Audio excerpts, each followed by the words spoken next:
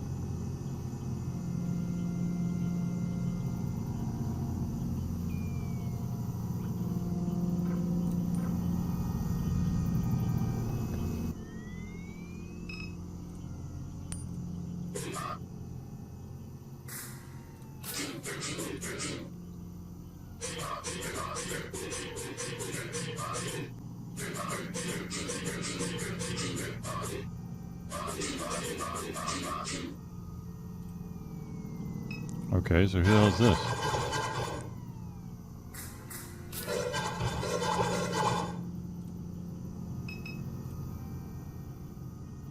Cypress trees, marsh grass, piers, and other details from locations scattered around the lake.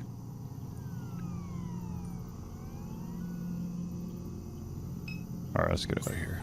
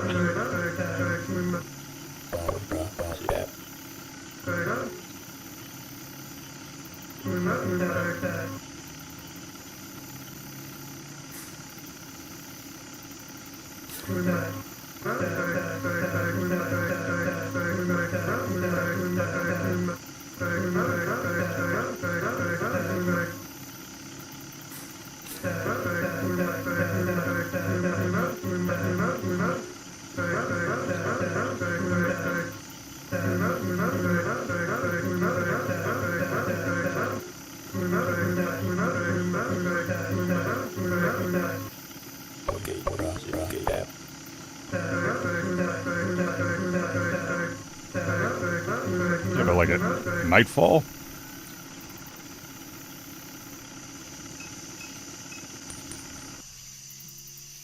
Oh god, do I have to pilot the boat again? Oh crap.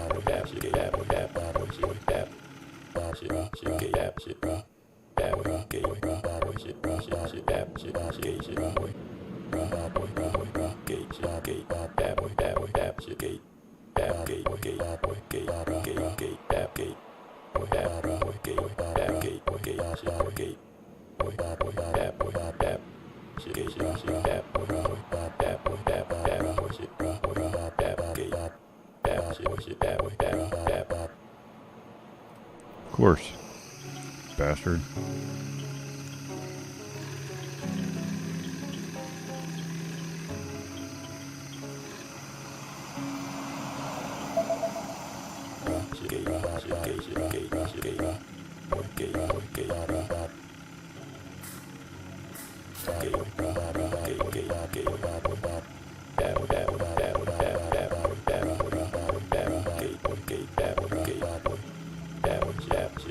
Jesus.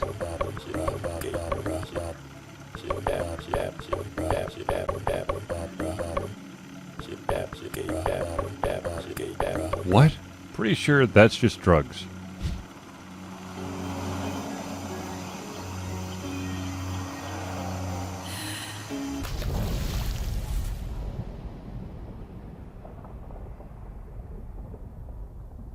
As you followed to the lake, you watched the traffic lights at the overpass become like a mirage. On the surface of the water, there is the sound of cars rushing above you, and then there is the sound of your descent, and then there is nothing.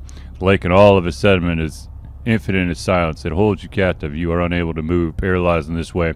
You watch the dim suggestion of headlights cut across the bridge in their erratic cadence. All at once, explosion of sound punctuates that vacuum of silence. From the smallest moment, the silence returns before a truck crashes into the water, sending a shockwave that releases you from the water's grip. The truck is sinking quickly, unnaturally, as if being pulled magnetically from below. You swim down to the vehicle. The headlights kill as you approach. The cab light flickers on. Blake sits in the passenger seat with a familiar look of distress. The driver's seat is empty. He sees you and begins to bang on the window. The cab fills quickly, cutting the lights. You pull open the door and swim into the cab. As the pressure equalizes, you feel around desperately, your lungs screaming. The cab light awakens again to reveal an empty vehicle. Blake is nowhere. The lights pulse slowly, regularly, rhythmically. The light blinks twice, quickly, and pauses for a moment before blinking again. What? No. There you go. The light's solid, unchanging. Oh, shoot.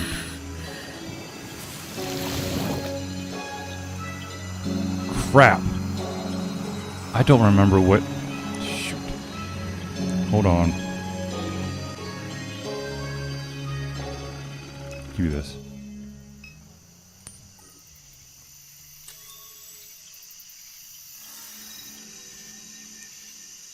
Alright, the interstate canal. Okay. Then you had the power suction.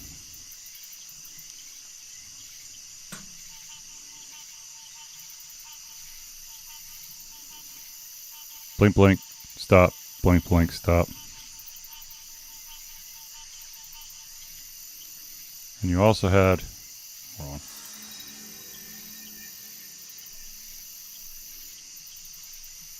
If you go across like this, slow blink.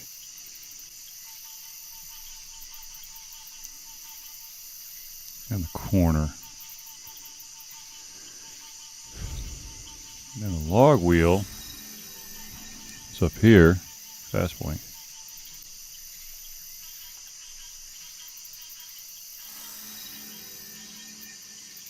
Wasn't there another? No, it's not. Alright. Really? Peachy lives? Gosh. Come on.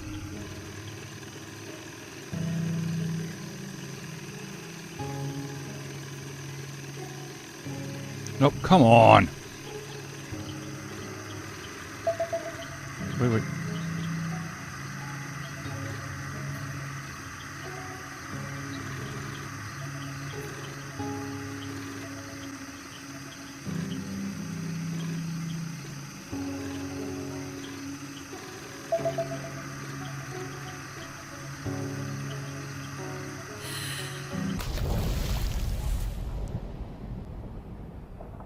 Spins around, you try desperately to regain a sense of direction, thrashing further from the water surface. You sink deeper into the bayou, in this way until at last you emerge on the other side of the water, where you find a near-perfect mirror of the world you left behind. The contours of the galaxy are all alight in the sky above you. Never seen so many stars. A man sits beside a kerosene lamp in a dirt at the palmetto grove along the bank. He rises and takes a closer look at you. I watch this swamp from the treetops every night, but I never watch the water, he said. He reaches out his hand and helps you to the bank.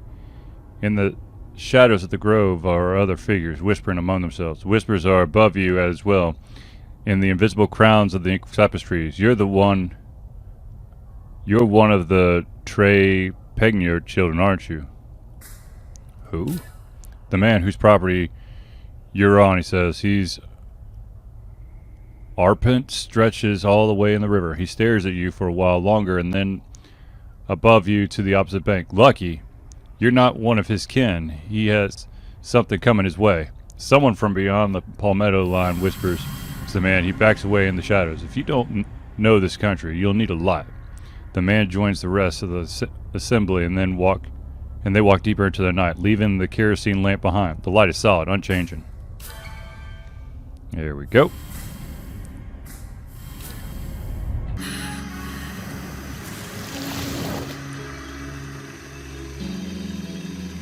Oh, crap. No. Come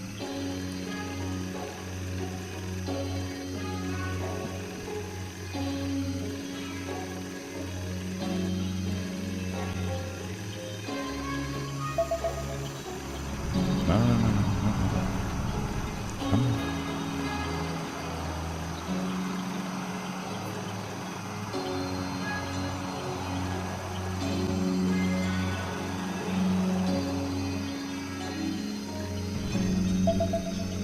There it is.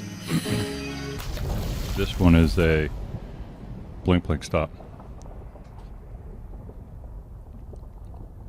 You dive into the wreckage of an old fishing village. Wooden pylons are shadows against the dim lights of the evening. The pylons are driven deep into the silt where planks and bottles of crab traps and stray pieces of tarp have coagulated into something whole.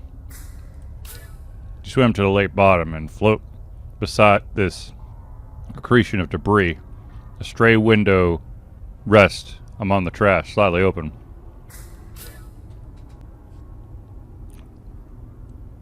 You swim through the window and discover that there is no water beyond it. No longer buoyant, you fall immediately onto the wooden cypress floor.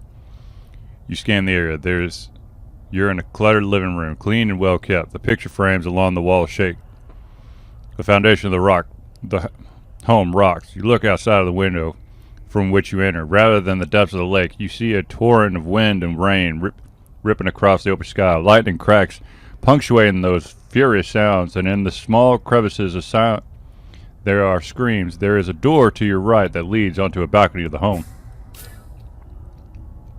Where else is a maelstrom? Water laps at the balcony, threatening its foundations. You watch as willow trees floating along the bank of the bayou leave the earth entirely, sucked into an insatiable purple sky.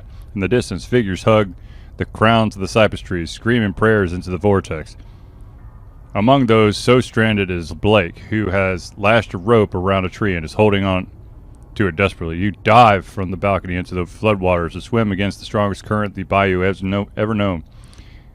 When you emerge, there is no home, no Blake, no hurricane, only infinite evening. LeBlanc waves from the boat and idles near the bank. You good, Kay? He shouts. You look up the cypress tree where the apparition of your brother clung only momentarily before. A rope hangs from it, limp in the stagnant air. A light awakens from somewhere in the depths of the bayou. The light pulses slowly. Nope. There it is. Now return to the boat.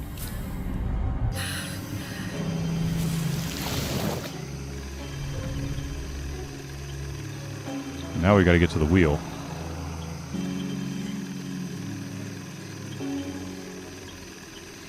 Hold on.